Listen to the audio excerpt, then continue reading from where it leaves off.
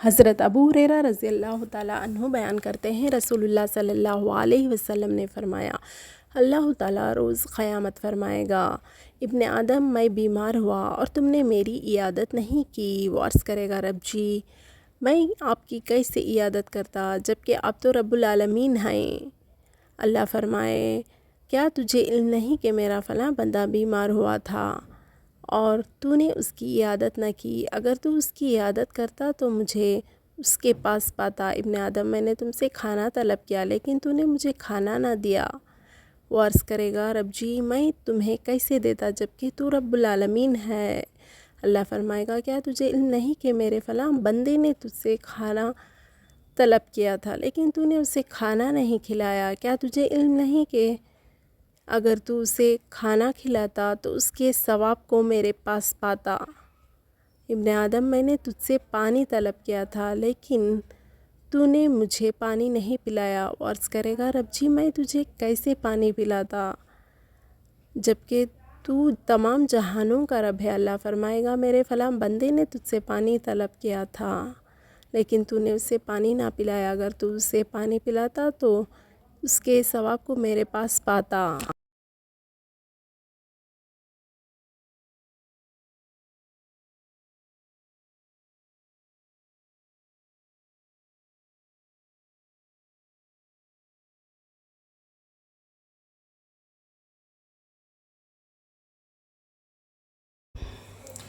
حضرت ابو ہریرہ رضی اللہ تعالیٰ عنہ بیان کرتے ہیں، رسول اللہ صلی اللہ علیہ وسلم نے فرمایا، جب تم میں سے کوئی اذان فجر سنے اور کھانے پینے کا برتن اس کے ہاتھ میں ہو تو وہ اپنی ضرورت پوری کرنے کے بعد اسے نیچے رکھے۔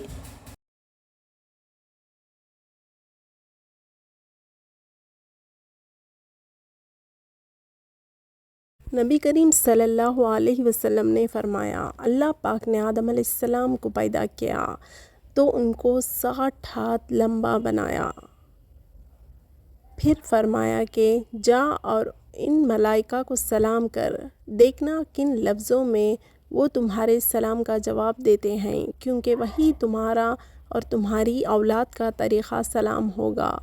آدم علیہ السلام گئے اور کہا، السلام علیکم۔ فرشتوں نے جواب دیا، السلام علیکم ورحمۃ اللہ۔ انہوں نے ورحمۃ اللہ کا جملہ بڑھا دیا، بس جو کوئی بھی جنت میں داخل ہوگا وہ آدم علیہ السلام کی شکل اور قامت پر داخل ہوگا۔ آدم علیہ السلام کے بعد انسانوں میں اب تک قد چھوٹے ہوتے رہے۔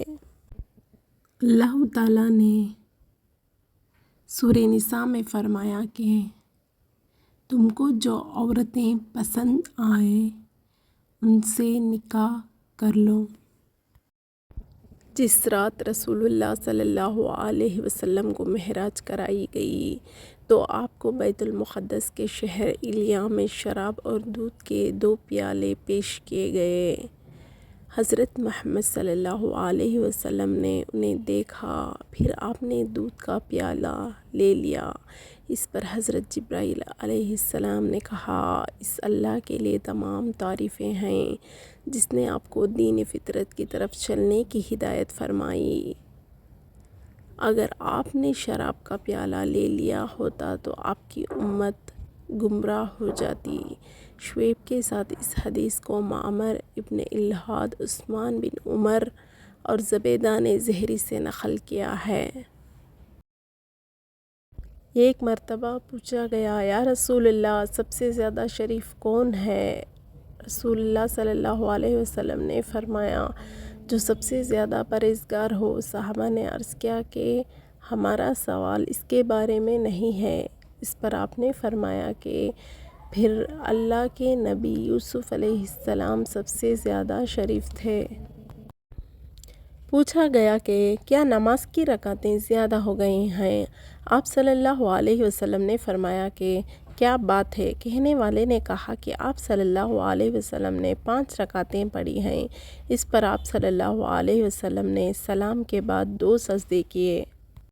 ایک شخص حارث بن ہاشم نامی نے حضرت صلی اللہ علیہ وسلم سے سوال کیا تھا کہ حضور آپ پر وحی کیسے نازل ہوتی ہے؟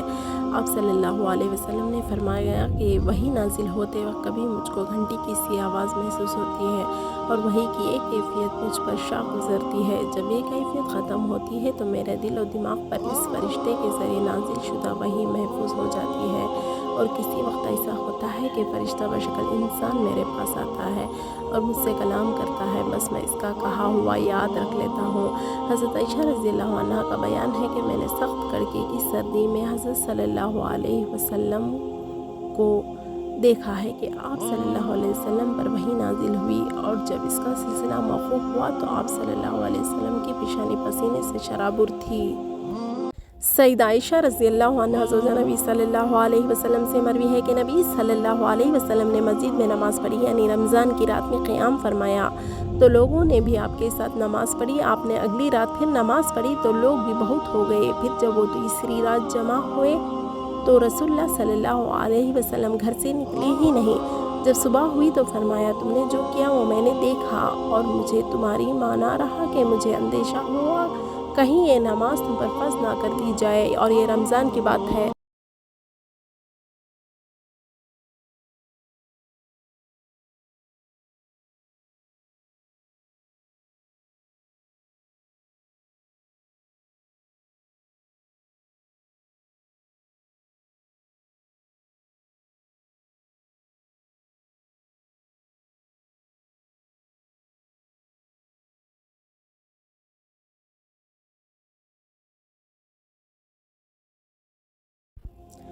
بے شک رسول کریم صلی اللہ علیہ وسلم نے فرمایا، قسم ہے اس ذات کی جس کے ہاتھ میں میری جان ہے، تم میں سے کوئی بھی ایماندار نہ ہوگا جب تک میں اس کے والد اور اولاد سے بھی زیادہ اس کا محبوب نہ بن جاؤں۔ رسول اللہ صلی اللہ علیہ وسلم نے ایک آدمی کو دیکھا کہ الگ کھڑا ہوا ہے اور لوگوں کے ساتھ نماز میں شریک نہیں ہو رہا ہے۔ آپ صلی اللہ علیہ وسلم نے فرمایا کہ اے فلاں، تمہیں لوگوں کے ساتھ نماز پڑھنے سے کس چیز نے روک دیا؟ اس نے عرض کی، یا رسول اللہ، مجھے غسل کی ضرورت ہو گئی اور پانی نہیں ہے۔ آپ صلی اللہ علیہ وسلم نے فرمایا، پھر تم کو پاک مٹی سے تیمم کرنا ضروری تھا، بس وہ تمہارے لیے کافی ہے۔ بے شک رسول کریم صلی اللہ علیہ وسلم نے فرمایا، قسم ہے اس ذات کی جس کے ہاتھ میں میری جان ہے، تم میں سے کوئی بھی ایماندار نہ ہوگا جب تک میں اس کے والد اور اولاد سے بھی زیادہ اس کا محبوب نہ بن جاؤں۔ حضرت جابر رضی اللہ تعالیٰ عنہ بیان کرتے ہیں، نبی کریم صلی اللہ علیہ وسلم نے فرمایا، مومن بندے اور کفر کے درمیان فرق نماز کا ترک کرنا ہے۔ حضرت عقبہ بن عامر رضی اللہ تعالیٰ عنہ بیان کرتے ہیں، رسول اللہ صلی اللہ علیہ وسلم نے فرمایا، جو مسلمان وضو کرتا ہے اور وہ اپنا وضو اچھی طرح کرتا ہے، پھر کھڑا ہو کر مکمل توجہ کے ساتھ 2 رکعت پڑھتا ہے تو اس کے لیے جنت واجب ہو جاتی ہے۔ حضرت ابو ہریرہ رضی اللہ تعالیٰ عنہ سے روایت ہے، نبی صلی اللہ علیہ وسلم نے فرمایا، جب تم میں سے کوئی نیند سے بیدار ہو تو اپنا ہاتھ وضو کے پانی میں نہ ڈالے حتیٰ کہ اسے 3 دفعہ دھو لے، کیونکہ تم میں سے کوئی نہیں جانتا کہ اس کے ہاتھ نے رات کہاں گزاری، رات بھر کہاں کہاں لگتا رہا۔